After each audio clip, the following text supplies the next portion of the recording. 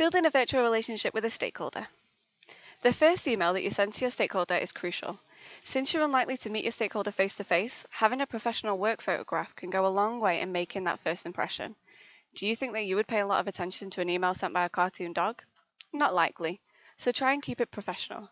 Treat it with the same respect that you would do if you were meeting face-to-face.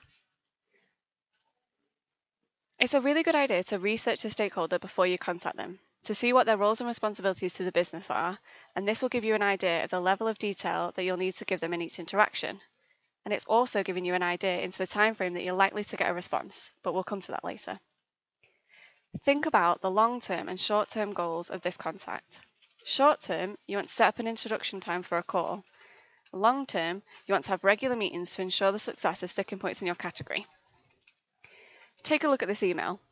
It's simple yet informative, with a quick introduction of the short and long-term goals and ending with information on what you want to happen next. When you get a reply with their availability, book in a meeting as soon as possible with a thank you note and a brief agenda attached. It's really important to reply in the same time frame that the stakeholder showed you to show your appreciation and your efficiency. If they don't reply, don't be afraid to send a reminder, but how long you wait depends upon the situation and business level of the stakeholder. Too soon and you come across annoying, but too late you appear unengaged and unreliable. This is why it's so important to research your stakeholder. The more you know, the more you can adapt your interaction styles to meet their need, and if you're unsure, just link in with your regional manager. Virtual meeting tips. Preparation is key. If you have a presentation or need to present your screen, make sure you are comfortable doing this before the call. It also helps to send out a copy of the visual aids to the stakeholder for them to glance over or follow along with. It might seem obvious, but don't forget to think about audio quality. Try and move yourself to a quiet area of the office if possible, so that your voice is clear and you're free from distractions. Have a think about the interactions your stakeholder usually has. They're likely to be heads of the department and spend the majority of time speaking to members of the business higher level than we usually would.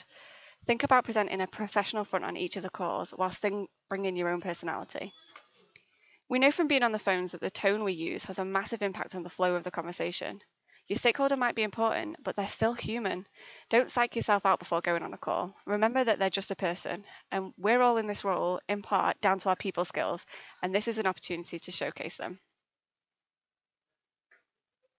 Building rapport can go a long way in creating an effective working relationship, as people are more likely to agree to working with and pay more attention to people who they get along with, so try and find some common ground.